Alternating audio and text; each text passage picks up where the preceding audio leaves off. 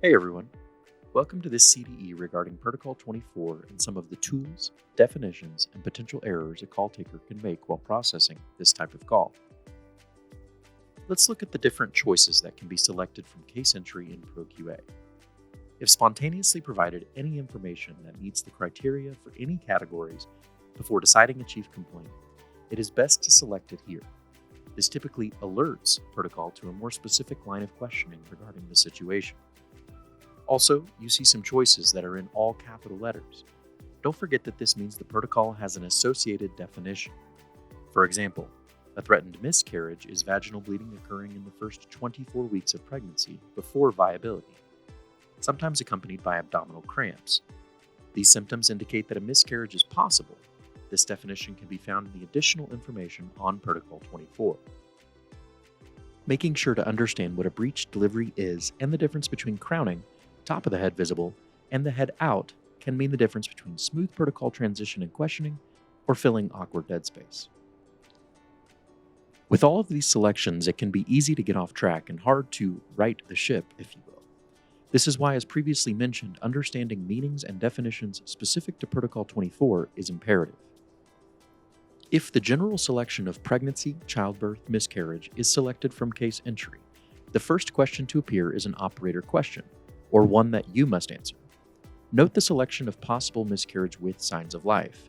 While extremely rare, the possibility does exist for a neonate to be born before 24 weeks of gestation and present with signs of life, or crying, moving, or breathing. More on why 24 weeks is the time frame later. After answering key questions, the appropriate DLS link is miscarriage.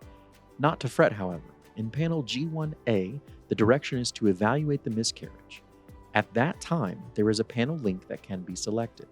The choices are yes and no, with a mirror option of yes with signs of life and no with signs of life.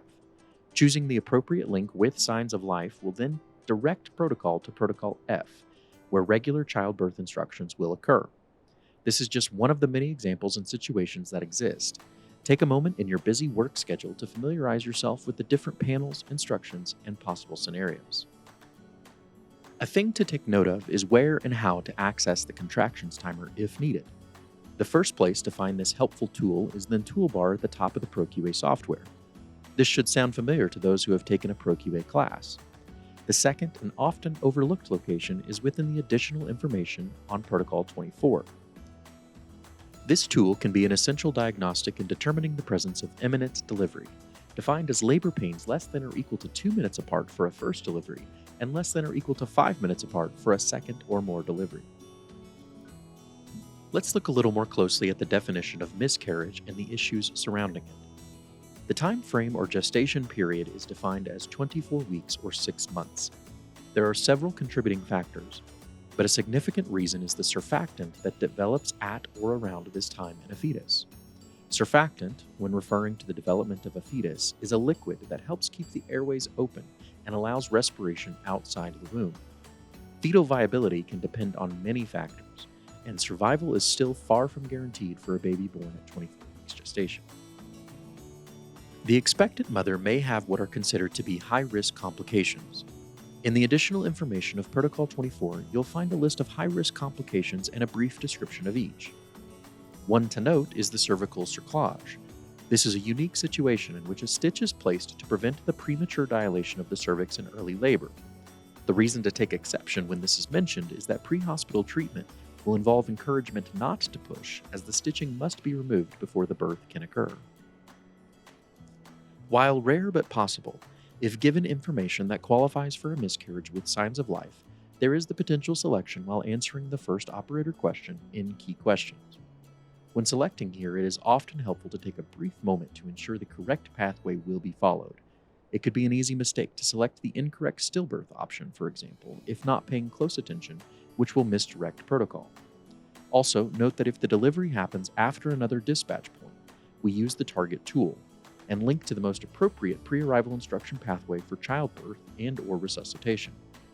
While the target tool is not used frequently, understanding its use cases and familiarizing yourself with it on occasion can pay dividends when it is needed. Finally, in PDIs, selecting the correct DLS link is crucial to providing the most appropriate pre-arrival instructions. Protocol will make an educated guess based on previous answers as to which DLS link is most appropriate, and often it is correct.